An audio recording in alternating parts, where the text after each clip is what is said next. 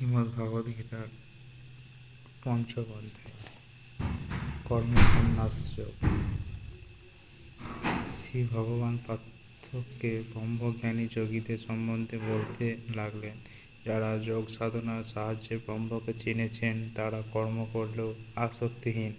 তারা সব কর্মফল শ্রী ভগবানে অর্পণ করেন। এর কারণ তারা কর্ম সম্পর্কিত যন্ত্রণা থেকে মুক্ত হন। ব্রহ্মজ্ঞানীগণ সমস্ত প্রাণীকে সমভাবে দেখেন। মানুষ, পশু ইত্যাদি সমস্ত প্রাণীকে শ্রী ভগবানকে দর্শন করেন। ষষ্ঠ অধ্যায় অভ্যাস যোগ। ভগবান শ্রীকৃষ্ণ অর্জুনকে অভ্যাস যোগের বিষয়ে বিস্তৃতভাবে বলতে লাগলেন। যোগী ও সন্ন্যাসী কাকে বলে, তাদের লক্ষণ কী? সংসারে বাস করে যিনি কোনো কর্ম করেন না বা কর্তব্য পালনে বিমুখ, তিনি সন্ন্যাসী বা যোগী হতে পারেন না।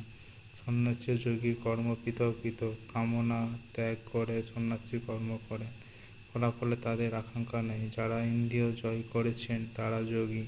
সুখ দুঃখ, লাভ ক্ষতি ও কাম মোহাবেশে তারা বিচলিত নন। তাদের কাছে শ্রীকৃষ্ণ সমান। মান অপমানে ও শত্রু মিত্রে তারা সমান দৃষ্টিতে দেখেন। নিয়মিত অভ্যাসের দ্বারা মনের এই অবস্থা হয়। এই অভ্যাসই যোগ সাধনা। যোগের আদি হল আসন।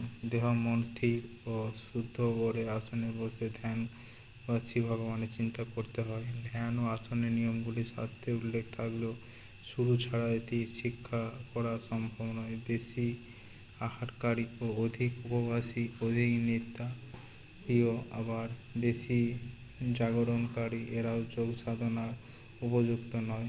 যোগ অভ্যাসের দ্বারা যখন মন স্থির হয় তখন অব্যক্ত এক আনন্দে যোগী সমস্ত চেতনা লুপ্ত হয়। এই অবস্থার নাম সমাধি। এই সময় শোক দুঃখ লোভ মোহ প্রভৃতি আকর্ষণ মনকে স্পর্শ করতে পারে না। তখন সেই পবিত্র মনে শ্রী ভগবানের আবির্ভাব হয়। শ্রীকৃষ্ণের এরূপ কথা শুনে অর্জুন বললেন, হে কৃষ্ণ, বহুকাল যোগ অভ্যাসের পর যদি কেউ তার নিষ্ঠার সঙ্গে যোগ অভ্যাস না করে বা সক্ষম না হয় তাহলে তার কী অবস্থা হয়? শ্রীকৃষ্ণ বললেন, তারা যোগভ্রষ্ট নামে পরিচিত হন। এইসব যোগভ্রষ্ট ব্যক্তি ঈশ্বর লাভ হয়। তারা মৃত্যুর পর কিছু